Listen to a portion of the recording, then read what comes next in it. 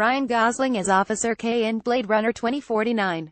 Alcon Entertainment This post includes spoilers for Blade Runner 2049 and Blade Runner 35 years after Blade Runner graced our screens and 10 years after director Ridley Scott perfected it with a final cut, the science fiction cult classic has a sequel. In the Blade Runner world, artificial humans called replicants exist. They're built to be slaves and look exactly like humans. When one escapes or becomes too self-aware, they're killed by bounty hunters or police officers called Blade Runners.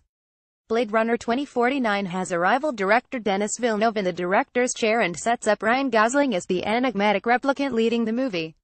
It has even more spectacular visuals than the original, and has a gumshoe noir plot worthy of its setting. But there are still some issues that hold it back from being a revival on par with something like Mad Max Fury Road or Star Wars The Force Awakens. Why should you care? It's the long-awaited sequel to one of the most beloved sci-fi movies of all time.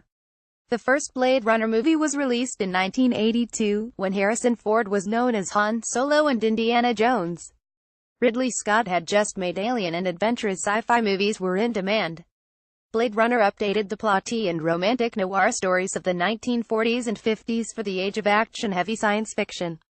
It gave it the intellectual credibility of Philip K. Dick, who wrote the existential novel the movie is based on, Do Androids Dream of Electric Sheep? Harrison Ford as Blade Runner 2049.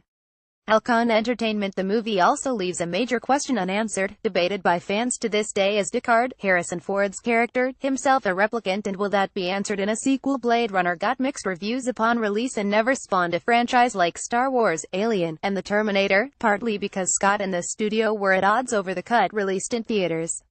But over the years, it became more and more influential and grew a cult following. Now after decades, we have a sequel. What's hot? The mystery plot and stunning visuals. In Blade Runner 2049, Ryan Gosling plays a replicant police officer, an obedient android who hunts down the earlier models who have free will. During the course of his job, he stumbles upon a secret that threatens to shake the foundations of the balance between replicants and humans. While he tries to resolve it, he also goes on a personal journey to find his place in the world. Gosling is great at this kind of thing. As Drive, Blue Valentine, and La La Land attest, he's great at conjuring moody reflection about grand ideas of love and life without too much speechifying. It's a quality he shares with Harrison Ford. Ford himself appears late in the movie, and Villeneuve uses his age to the same melancholic effect J.J. Abrams used in Star Wars The Force Awakens. Sylvia Hoeks isn't known to most American audiences, but she's incredible as one of the movie's villains. Alcon Entertainment Jared Leto does a slick job as the sinister villain obsessed with James Torrell even though he's blind. Sylvia Hoeks, a Dutch actress, is introduced to American audiences as Leto's henchwoman and dominates the scenes she's in. Carla Juri has a small but essential role, and she's perfect in it. The corners of Robin Wright's mouth she plays Gosling's character's boss have more acting ability than most of Los Angeles.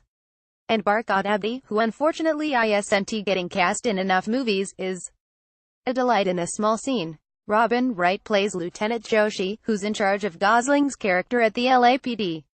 Alcon Entertainment The original Blade Runner was praised for its dystopian world of futuristic Los Angeles, perpetually dark and covered in neon advertisements.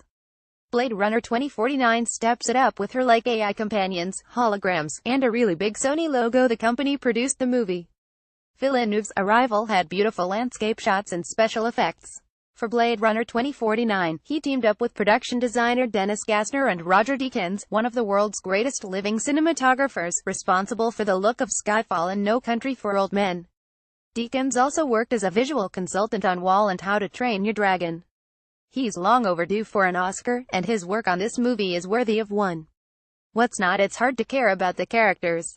The biggest problem with the original Blade Runner is that the characters aren't all that convincing.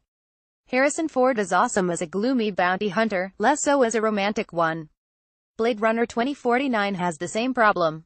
It's fun to watch Gosling's character. He's named only with a serial number that starts with K, which may be a Franz Kafka reference, discover new clues and put the puzzle together, but the romance with his AI girlfriend and his emotional connections with other people don't quite click.